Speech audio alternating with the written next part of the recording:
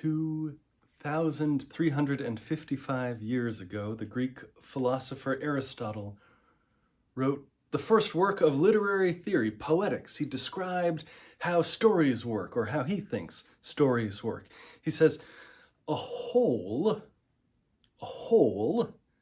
is that which has a beginning and a middle and an end.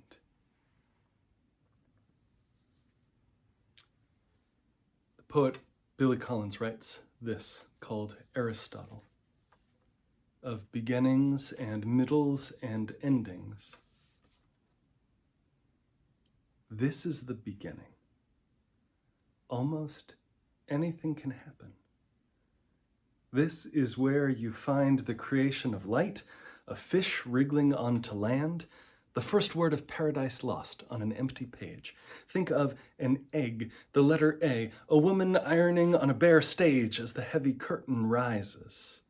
This is the very beginning. The first person narrator introduces himself, tells us about his lineage. The mezzo-soprano stands in the wings. Here, the climbers are studying a map and pulling on long woolen socks. This is early on, years before the Ark dawn. The profile of an animal is being smeared on a cave wall, and you have not yet learned to crawl. This is the opening, the gambit, a pawn moving forward an inch. This is your first night with her. This is your first night without her. This is the first part where the wheels begin to turn, where the elevator begins its ascent before the doors lurch apart. This is the middle. Things have had time to get complicated, messy, really. Nothing is simple anymore. Cities have sprouted up along the rivers, teeming with people at cross purposes, a million schemes, a million wild looks. Disappointment unshoulders his knapsack here and pitches his ragged tent. This is the sticky part where the plot congeals, where the action suddenly reverses, swerves off in an outrageous direction. Here, the narrator devotes a long paragraph to why Miriam does not want Edward's child. Someone hides a letter under a pillow. Here, the aria rises to a pitch, a song of betrayal, salted with revenge. And the climbing party is stuck on a ledge halfway up the mountain. This is the bridge, the painful modulation. This is the thick of things. So much is crowded into the middle. The guitars of Spain, piles of ripe avocados, Russian uniforms, noisy parties, lakeside kisses, arguments heard through a wall. Too much to name. Too much to think about. And this is the end. The car running out of road. The river losing its name in the ocean. The long nose of the photographed horse touching the white electronic line. This is the colophon, the last elephant in the parade, the empty wheelchair, pigeons floating down in the evening. Here, the stage is littered with bodies. The narrator leads the characters to their cells, and the climbers are in their graves. It is me hitting the period and you closing the book. It is Sylvia Plath in the kitchen and St. Clement with an anchor around his neck. This is the final bit, the thinning away to nothing. This is the end. According to Aristotle, what we've all been waiting for, what everything comes down to, the destination we cannot help imagining. A streak of light in the sky, a hat on the peg, and outside the cabin, falling leaves.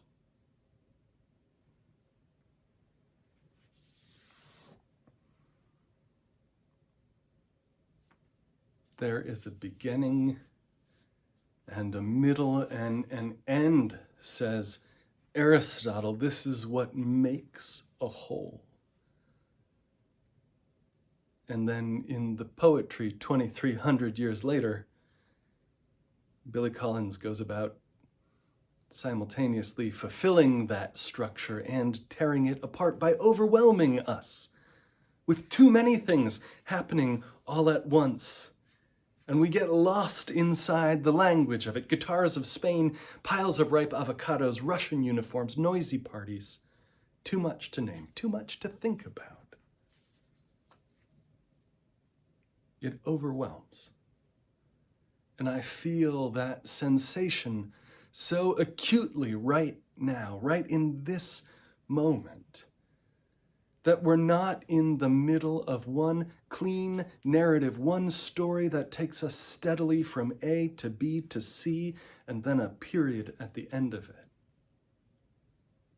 It's not what it feels like right now. We're in the middle of 1,000 stories, each of them piling on top of each other until they can overwhelm health and safety and social distancing,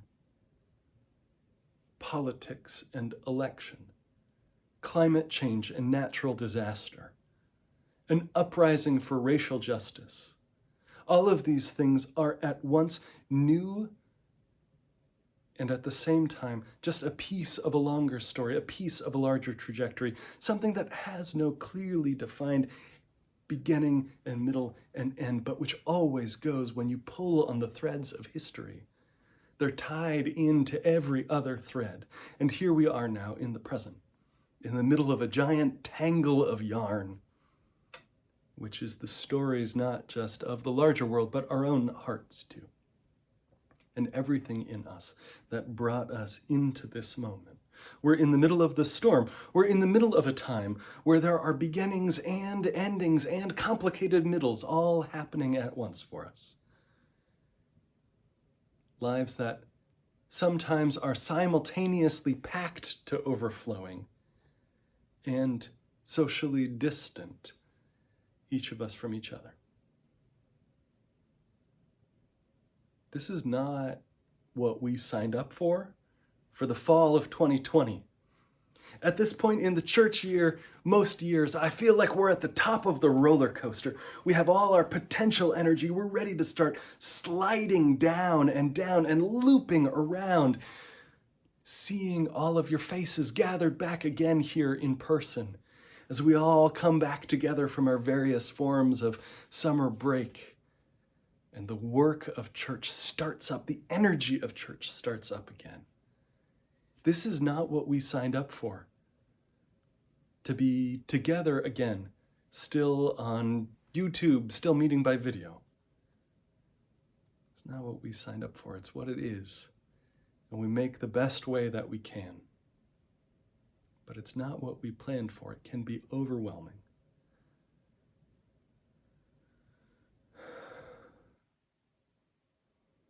My hope and my prayer in this moment, this Sunday, is to loosen, exactly as the song, the meditation, invited us to. You don't have to carry the weight of the world in your muscles and bones. Let go.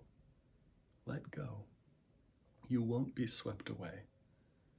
It's okay to be out here in the middle of the storm, in the middle of the ocean. You won't be swept away, and you're not out here alone.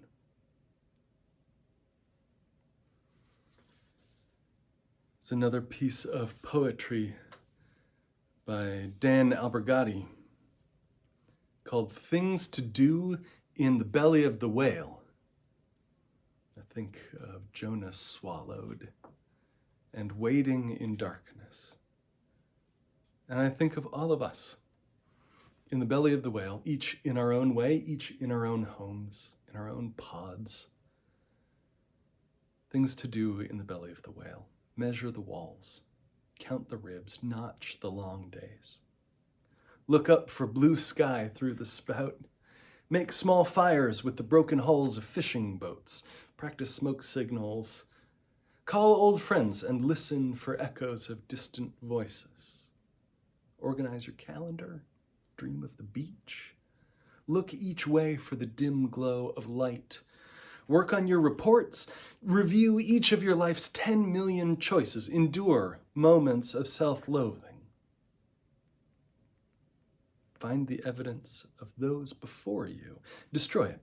Try to be very quiet and listen for the sound of gears and moving water. Listen for the sound of your heart. Be thankful that you're here, swallowed with all hope, where you can rest and wait. Be nostalgic. Think of all the things you did and could have done. Remember treading water in the center of the still night sea, your toes pointing again and again down, down into the black depths. Listen for the sound of your own heart. The poet says it, listen for the sound of your own heart. This is not counsel to be passive. This is not counsel to sit idly by. Listen for the sound of your own heart. This is what the NBA players did before they went on strike. Listen for the sound of your own heart. This is what thousands of people did in Kenosha before coming to protest peacefully and demand justice for Jacob Blake. Demand real change. Listen for the sound of your own heart. When the beginnings and the middles and the ends all seem to be happening at once, piled up on top of each other, our work is to face the day and be ready for it. And we get ready by listening for the sounds of our hearts, that still small voice that calls us to be hands doing good in the world. Things feel overwhelming right now. That's okay. We're Midwesterners. We know how to leave the house in March with an umbrella and snow boots and sunglasses all at the same time, ready for whatever the day is going to throw at us. We know that the weather is going to change constantly and overwhelm us, and what we do is take ourselves out of bed and get ready, and I don't know, you throw a pair of dry socks in just in case and head out the door. It's the same sort of thing. It's a lot all at once right now. And that's okay. There's a thread that carries us through and carries us out and carries us together.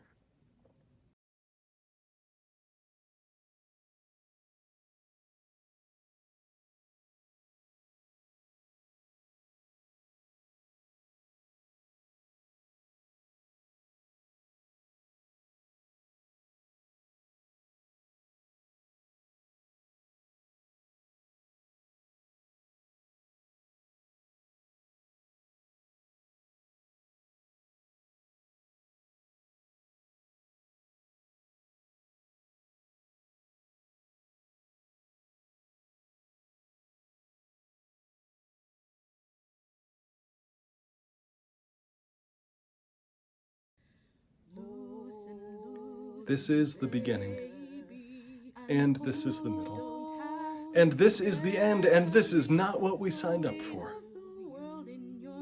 And here we go, onwards together. Amen. The weight of the world in your muscles and bones. Let go, let go, let go.